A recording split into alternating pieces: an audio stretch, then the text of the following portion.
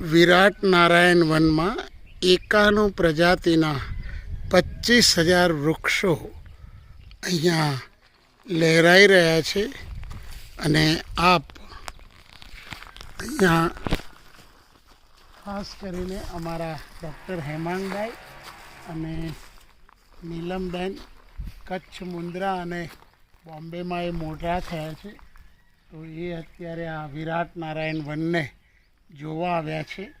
હવે અમે વિધિવત રીતે એમને આ 51 પ્રકારના વૃક્ષો, કેવી રીતે આ વૃક્ષો વાવવામાં આવ્યા અને એનો છોડ ઉછેર કેવી રીતે કરીએ છીએ, છોડમાં રણછોડ કહેવાય છે, એવી રીતે આ પૂજ્ય નારાયણ બાપુએ ના એક પેડ માँ કે નામ એક પેડ બાપુજી કે નામ એવું વિરાટ નારાયણ વન આવનારા ભવિષ્યમાં અહીંયા ઓછામાં ઓછા 5 લાખ ને વધારેમાં વધારે 10 લાખ વૃક્ષો વાવવાનો અમારો સંકલ્પ છે.